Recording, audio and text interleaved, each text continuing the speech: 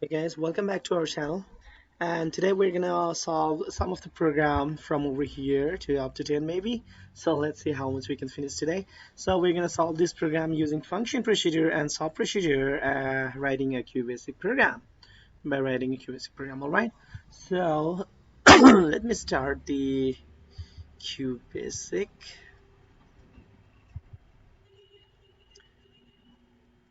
Here we go.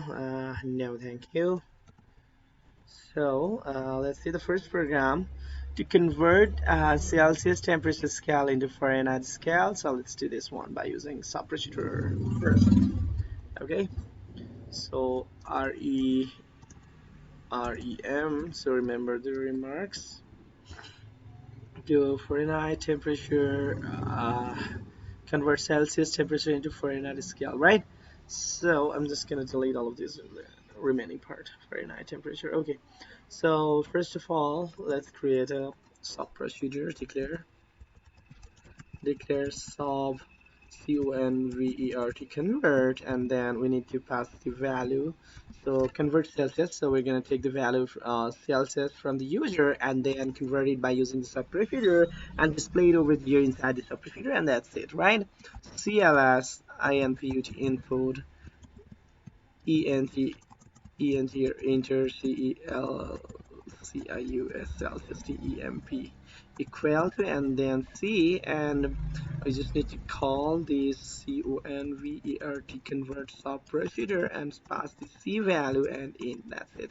So convert solve convert, and then C, and then finally we have in solve.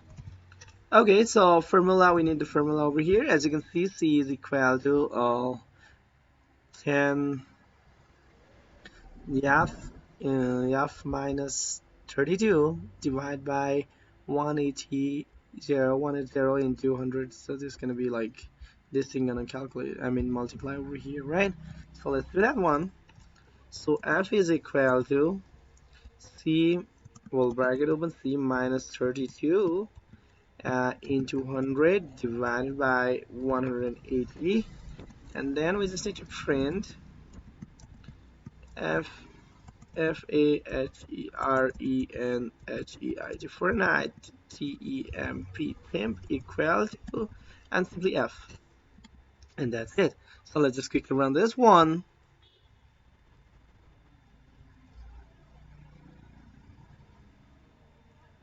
So as you can see, minus 40, it's still minus 40, and it's correct. So let's run another one. Remember that the temperature in like Celsius and in Fahrenheit would be equal only when it is minus 30. I mean minus 40, right?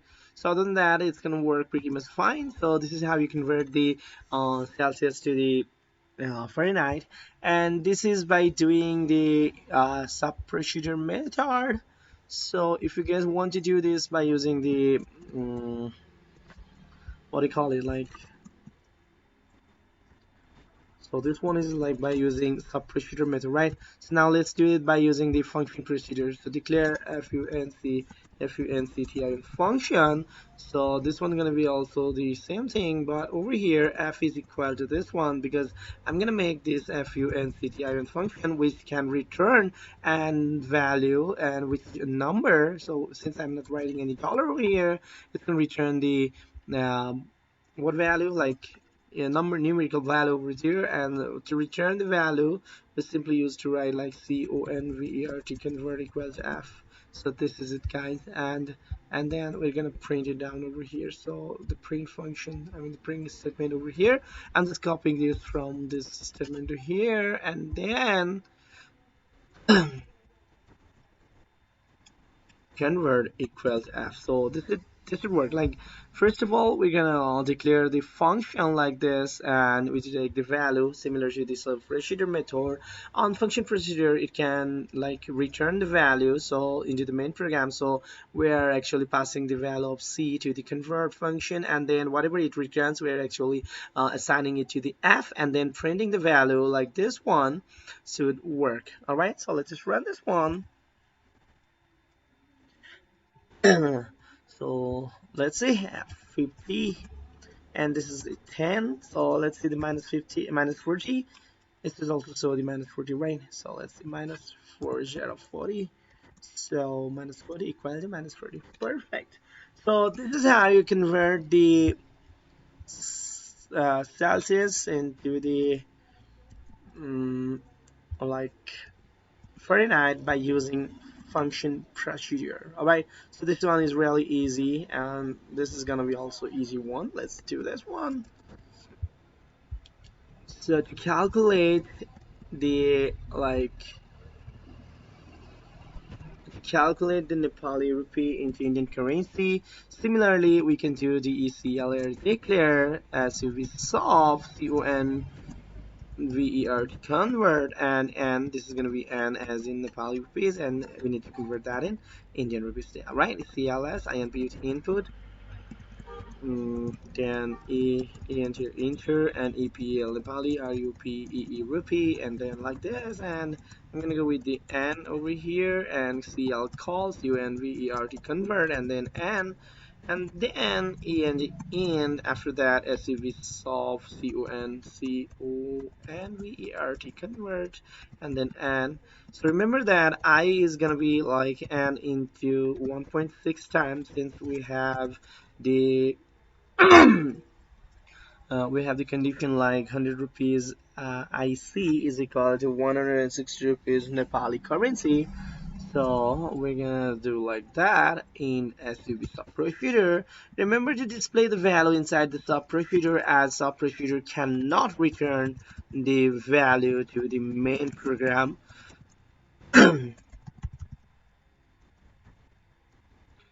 RUPEE rupee is equal to, and then I. So let's run this one. Right, so it is really easy. So if I just write 160 rupee Nepali, it's a sell 256 Indian rupees. Is that right? No, definitely not, because we need to divide by 1.6 rather than multiplying it. All right. Alright, so finally, as you can see, 160 rupees would be 100 rupees Indian rupees. Right, so this is how you do the sub procedure way. And if you just like to, go with the function procedure, then you just need to tweak a little bit, like go over here and make it the function, and then like this one we're gonna assign it to the I and print it to the main function over here, and then we're gonna delete this one line. And remember that to return the value to the main program, you just need to write the function name and then the value you want to return. In this case, we're gonna returning the value I, which is calculated from over here, right? And this is to be like FUNCTION function, and this is automatically changed. All right, so let's run this one, and then like 1 point, no, this is 160, and then we would get 100 rupees, similar to the previous one, right? So this is how you do the function way, pretty neat and clean way to do that, right? And then we have the another now like another program which state that to calculate the sum of natural number, yeah, natural number. So we don't know, since we don't know the yen value of yen, we need to ask the user like to put the value from the of the yen, right? So the ECLR declare SUM sum and SUM sum, and I need to pass down the natural number that the user will provide us right now from this statement input, and then enter uh an ATURL natural NUMB number equal to, and then we're just gonna go with the and CL call SUB sum, and then and over here, as you can see, and in the statement, and then sub procedure, declare the sub procedure as to be sub sum whole bracket and then in sub, right? So for loop, we can go with the for loop to identify, I mean, to loop through each and every natural number that the user will provide us, and then we're gonna find the s is equal to s plus I. So we're gonna sum each and every value of I to the s. So you can also do something like this: s is equal to 0, like initializing the value of s to 0. But it is not mandatory in QBASIC, as if you don't give the value to a variable, the initial value of that variable would be 0, right? So it is not really necessary to give that one, but but it is a good practice to do it in that way. So print print then sum of not a turl natural. So you can write something like the sum of and then and and then like this, and it and NATUR lateral NUMBER number is equal to, I mean, is equal to, and then we're gonna print the value of s. So what it will look like is, let me just quickly run it and show you the demonstration of that one. All right. So if I press 5 over here, the answer would be like 5 plus 1 plus 2 plus 3 plus 4 plus 5, which is going to be around 15. And if this one, this formatting, the sum of first 5 natural number is equal to 15. So this is how I want to display the answer. The value of n is shown over here. The sum of 5 natural number is equal to 15. So this is a really neat and nice way to display the answer. So you can do something like that. All right. So moving on next, we need to complete it down by using the function procedure as well. All right. So let's just quickly go over here and change it to the function, and then we need to like assign the value which is returned from the function, and then we're just gonna copy or cut down this print statement from over here and put it down like this, and then the sub would be converted to the funct function, and we just need to return the value like sum is equal to all the value of the I which is added to the sum, or s is like finally we will get the value after this loop. So we're just gonna write sum equal to s after this for loop, and it should pretty much give us the answer or the result expected as in the sub procedure. So see that the sub procedure and function procedure both are working, and we're working really nicely. So over here we're gonna press some of the new spaces. Later on I will provide you guys this copy, then you can check it on your own if you like. And then we have another like program which state to calculate the factorial of a given number, the product of an natural number. We can the equation would be modified something like that. Write a program to find the product of an natural number using function or sub procedure. It might be that something like that. All right. So over here, first of all, let's go with this sub procedure method, and we're gonna change it to the fact fact. Right. So over here, we're gonna go with the call statement, and then we will call the fact over here, and then this is gonna be sub procedure, and then like we will need to put like fat over here. Okay, so factorial, we're just gonna go with this one, f is factorial, factorial equal to, or you can also write something like this. Okay, so n and then semicolon, and then yes, and s would be like f for now. And then since we cannot print the value while you are using the sub procedure in the main module or the main function, I mean main procedure, you cannot print the value while using the sub procedure, right? So you need to print it down over here. So let's go over here and print something like that. And factorial, for the factorial, I'm going to use the variable f over here. Remember that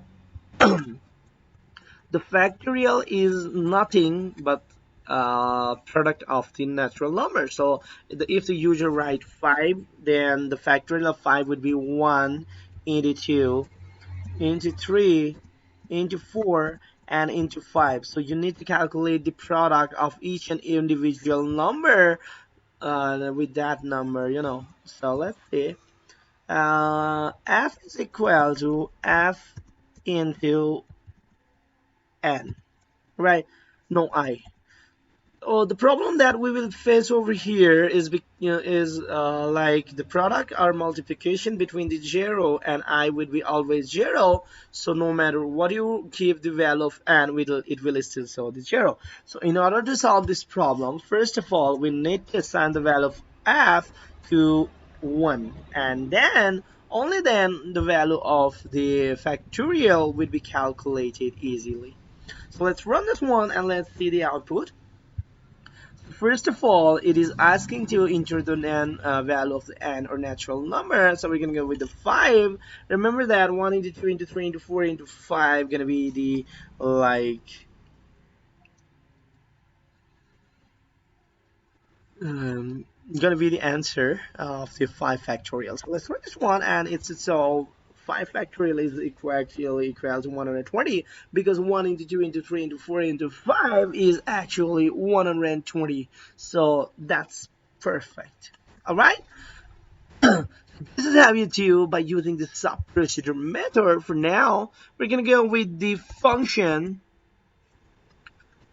procedure, and we just need to copy some of the code or cut down some of the code to over here, and f is going to be like this one, and this is going to be funct function. And now we just need to return the value that has been calculated by using this loop, which is f, and we're going to return the value of f from over here, and the current control would be passed down to over here, and the value which is like accumulated or calculated from over here would be transferred to this f, and then finally we would be able to print the factorial of a natural number, which is given by the user. If user provides 5, we would get 120. Very easy, right?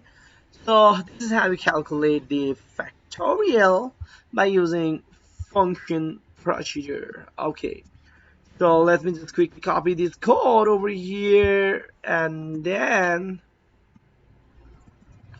okay, so we did it from the from function method. I think I forgot to copy it from the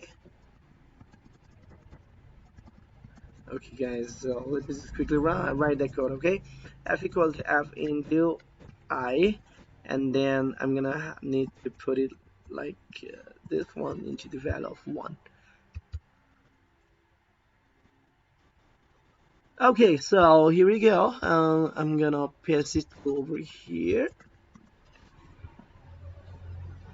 Okay, so as you can see, 4 programs has been completed.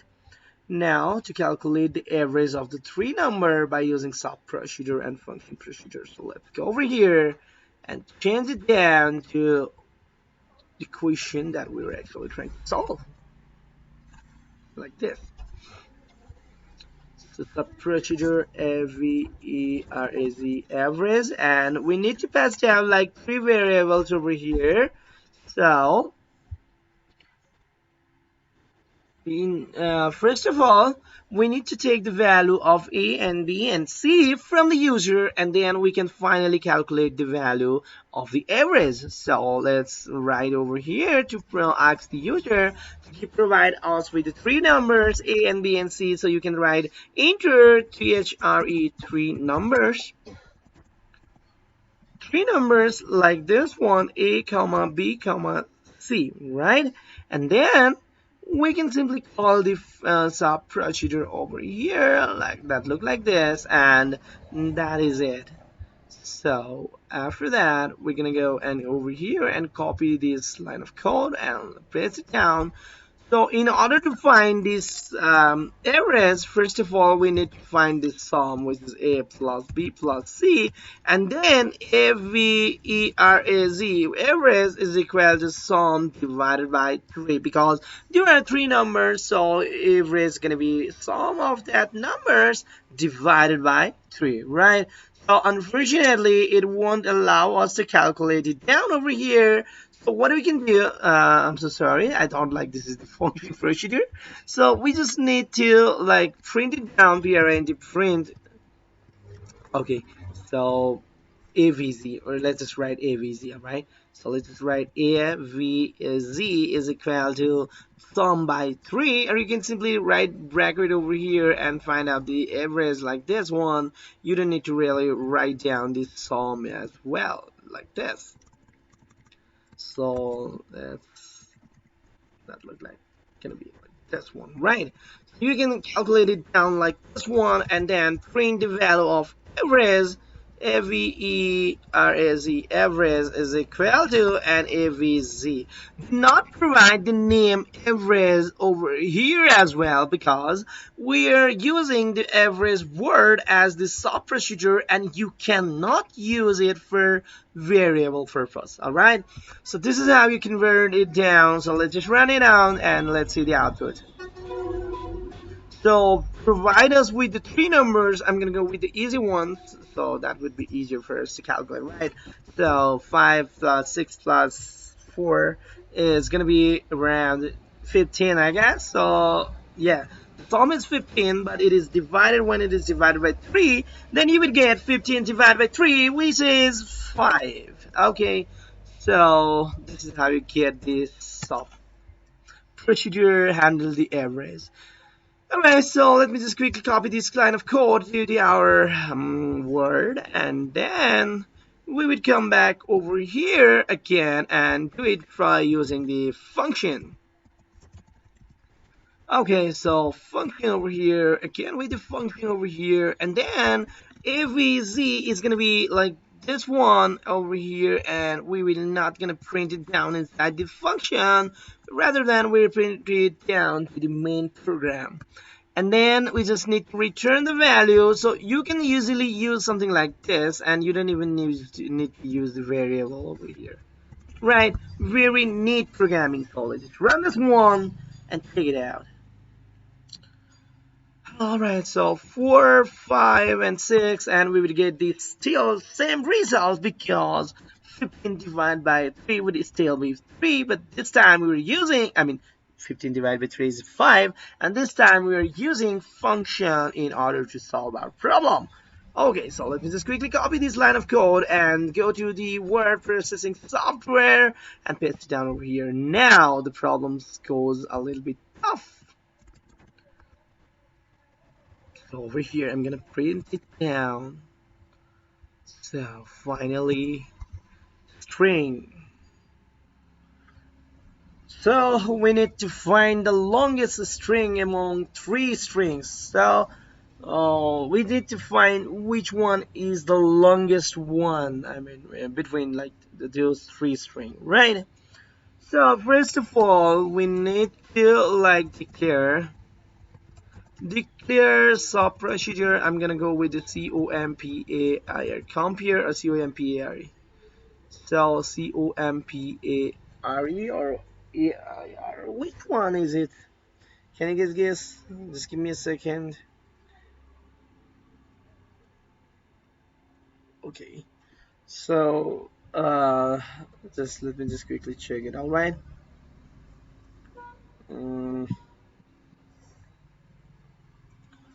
Okay, PR compare $8.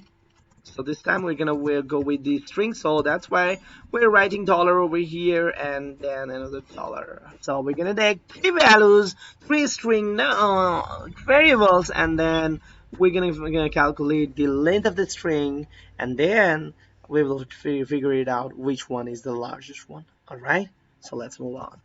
INPUT input, ENTR enter, THRE3, STRISTRING string, and then we would like do something awesomeness over here for the first time in the history. Someone is doing this. Okay, so $8 like this one, and then $B as well over here, and $C as well. All right, so let's get moving.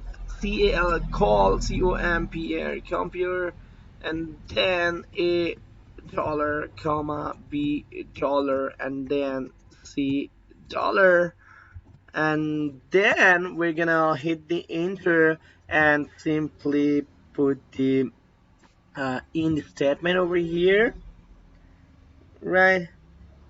So, and then enter, and then top procedure, COMPARE compare $A, $B, and $C over here.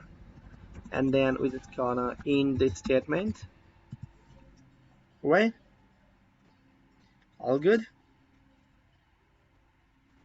And then we're gonna go like Alex is equal to len whole bracket $8. We need to find out the length of the variables or the length of the each and every string, and then only we can proceed. So len $B, and z would be like len and $C. Okay, so now if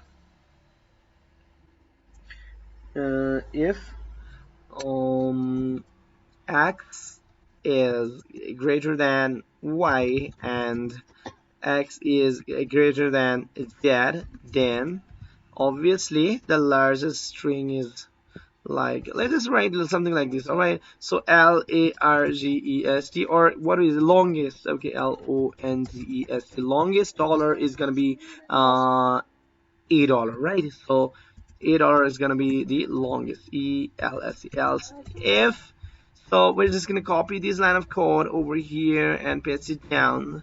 So then if y is greater than x and y is also greater than z, then we would get the longest string is gonna be like this one, and this time it will be b, right? And remember that you do not put this space over here, I guess. So NF, okay, END NF. It is asking me for the NF, but over here we still need one more else, else. If y is not equal, y is not largest, or x is not largest, then obviously the longest string gonna be the $3, right? So finally we will print it down, print LONGEST STRIN. So the string is gonna be like $LONGEST, and then I guess that is it, right? So let's just quickly run this one and check it out. Okay, so here we go. So three string HELLO, hello, hi, HOWARERYOU, right? And then we kind of messed up, I guess. Did we do something wrong over here? Hello, hi, and the longest string is like the longest dollar, and then obviously we are not getting anything from over here. So x is greater than y in chat, then yes, that's cool. This line is good, looking good. Y is greater than x and y is greater than z, then longest is gonna be b, and that is also true. And the longest is gonna be c. So maybe. So maybe the problem is over here. I think we would not be able to provide the values like this one. So let's see. So if I write enter one st string, and then we would go like this one, and then copy the line of code and paste it down, and then two nd and 3rd, and over here we will make it down like A, B, and C, and then run it on. So let's see. HEL hello. Okay, HEL hello. Enter. Hi. HOW how. So yes, now it's working, and it is showing hello is the largest string. So for the string purpose, please do not input a multiple line of variable value over here. All right. So and then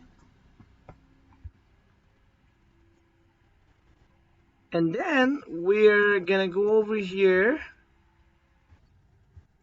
and then we will just copy the line of code from over here,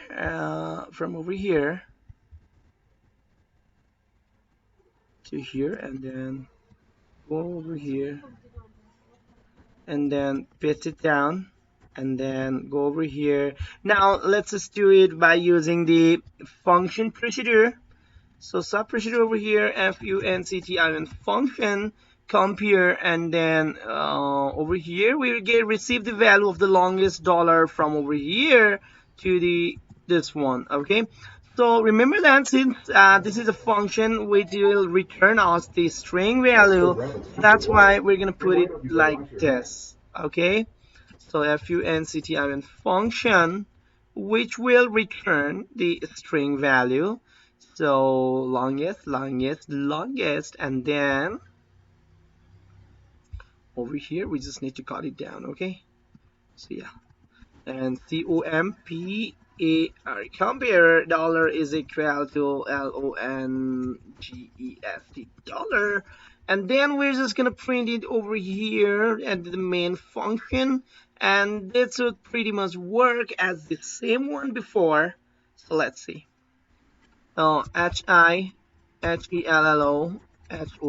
how. Okay, and the longest string is hello, which you can do. All right. So let me just quickly copy this line of code and go over here and paste it down. Okay, today we're gonna complete it through this section since it is already 32 minutes. We don't want to make it very large. Tomorrow we will go over here and solve up to the 14 or up to where we can finish it up. All right. So you guys can also do or practice this line of codes this line of questions, and later on you can view the video if something goes wrong on your side. Okay. So for today we're gonna go like up to this one. Then I guess see you guys next time. Subscribe to my channel would be a great help, tang, and do the bell icon button over here as well.